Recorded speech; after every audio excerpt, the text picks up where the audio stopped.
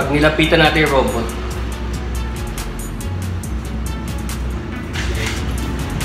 I set it for 32 seconds. So, ang setting niya tatlo.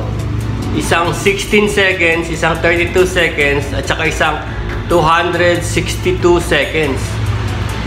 So, yung 262 seconds will be around 4.5 minutes. So, kung ano, tatakutin nyo yung intruder sa bahay nyo o sa gallery, maganda i-set nyo sa ano, 262 seconds. Kasi 32 seconds, ang dali lang yun eh. Baka pag nagulat siya, biglang namat 32 yan oh. 32 seconds lang oh. Tapos, lalapit ako. Motion kasi yung dinedetect yan eh. Lalapit ako ah. See? So again, it's set at 32 seconds. Tapos nakikita niyo yung ilong niya. Yung ilong niya may saksakan. So, kahit na anong isaksak niyo ron. Kahit na electric fan, angle grinder, sirena, television, radyo, kahit na yung saksak niyo ron, aandar yun, basta't naka-on. So, hindi lang yung ilaw niya. Yan yung silent attack niya eh, silent. So, ibig sabihin, alam mo, tsaka alam mo na intruder na may tao dito. Hindi lang tao, pati daga, pusa. Yan ang atake niya, no? Papakita ko sa inyo yun, no? Ayan na. O, yan. O, see? Merong ano sa ilong niya. May plug. So, that's the robot. Bali, dalawa sila eh. Ito napundi pa, pero replaceable yan. Meron ako mga bulbs. Sa ano. Madali siya mapundi, parang galing kasi sa Australia eh. Baka 50 Hz. Okay, 60 Hz tayo eh. Pero so far, itong boxing gloves bulb na yan at saka itong strobe lights, okay na. Pero yung nasa labas, tignan nyo yung nasa labas ah. Hindi siya activated ngayon, dahan-dahan tayo. Yung mas malaki, yung big brother nito. Pero yun naman is running light sa noo at saka ayan, sarado nga. Hindi siya activated. Yan. Nandito yung robot eh. Yan. Lalapit tayo sa kanya. Yan. Mag-activate na yung ilaw. Kaya lang yung sensor ng robot, nakatalikod kasi siya sa atin. Nakaharap sa door. Siguro. Tingnan yung robot ah. Nag-activate na siya. See?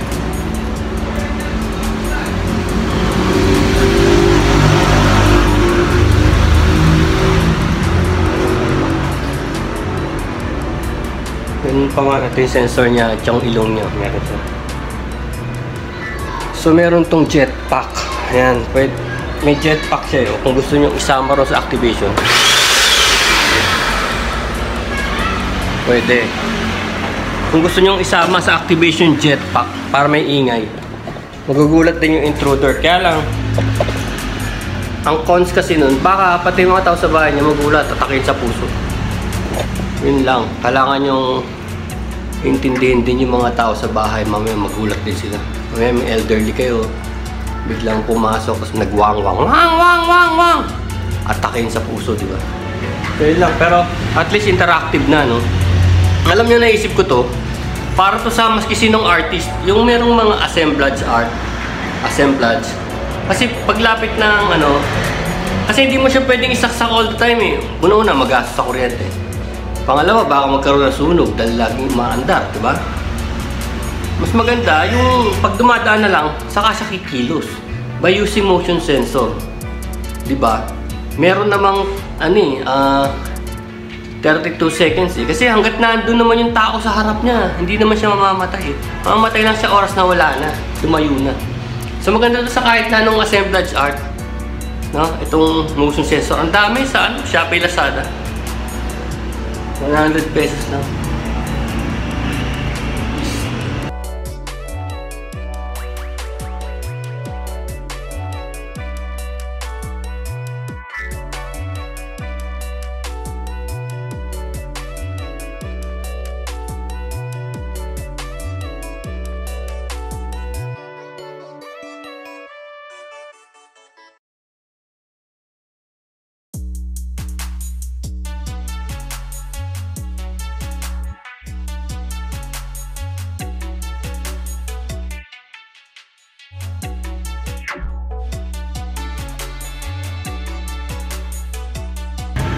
I think this is a better idea, no? Lagay ko pa rin sa box niya for protection. So, alam mo na, yung gagamit hindi naman siya techy, no? Makuryente. So, pwede pa rin saksakan to. Ito yung sa Meralco. Ito na lang, tatapan ko na lang to para itap dun sa robot. So, this will be still functional. Kasi ito ilalagay natin sa robot. Di naman masagwa yun, sa harap ng robot. Para ma-sense niya. Pag ganyan, no? Let's try that, huh? Yes! I got 2 motion sensors. Maandar sila pareho. Kaya lang,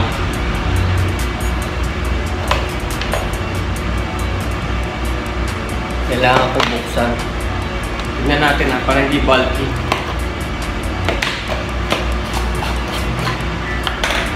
From China! Lapit ka, lapit ka, lapit ka. You have to see this, how to open.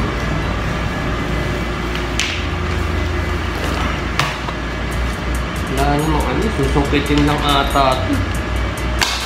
Oh.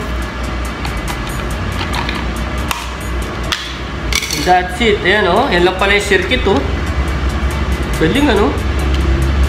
Everything is there. Motion sensor and everything. Ito yung 220 out. Ito. 220 out. You know what 220 out means? Diyan lalabas. Output. Ito yung timer. And sensor. Tingnan natin yung gano'ng kalaki sensor. This is our sensor. That's our sensor. Maganda pa nga pag wala to. Robotics. Photoelectric. Grabe no, mura no. Amazing. Chinese. Chinese baby. Ang ating motion sensor. So yung motion sensor, lalagay mo dito yung bulb, tapos dito may sensor. Pag lumapit ka sa kanya, iilaw siya. No? O kaya mag-a-alarm. Kung ano man, 220, under yung electric fan. Pag wala ka na sa perimeter niya, mamamatay siya. Gano'ng katagal? Ayan o. May tatlong settings. Ito may permanently on, no? Ito. Pwede mo siyang i-on. Pwede mong i-bypass tong system na to. Ilagay mo sa permanently on o permanently off. Yung gitna is half-half. Activate. Tapos, itong nandito, 16 seconds, 32 seconds, and 262 seconds. So, yung 262 seconds, ilan ba yun? 6, 12, 24, mga 4.5 minutes, no? Yung 262 seconds, 4.5 minutes siyang mag-o-on, tapos mamamatay na naman. Pag nakasense na naman siya, mag-o-on na naman siya. So, pwedeng alarm dito. Ano lang to? 100 pesos. So, ang gagawin ko nito, ikakabit ko ito sa robot ko. Ngayon, naisip ko, buksan na lang para maganda tignan. Hindi na yung nandito siya sa harap ng robot kasi nandito yung saksakan eh. Titignan ko na yung loob, baka pwedeng mabuksan yung loob. Ilalabas ko na lang yung sensor sa mukha ng robot ko, yung robot art. Tapos ito, diretso rin sa kuryente niya. We'll try that, pero sasabihin ko lang sa inyo na mura to, 100. So mangyayari, yung mga robot art ko, pag may lumapit sa kanya, may gagawin siya. May iilaw na disco lights, strobe lights, or maybe sing a song. Kasi bumili rin ako ng ng laruang kumakanta at saka gagayahin yung boses mo. Baba, hello! Hello! How are you? How are you? Ganon. Bumili ko, mura din. Parang ano lang, 160. Kasama na yung delivery, 160. Mura, no? Yun, i-splicing din natin yun para, kasi may kasamang laruan eh. May kasamang cactus. Sumasayaw yung cactus eh. Hindi naman natin kailangan yun kasi kundi, kung lalagay natin yung sumasayaw na cactus, baka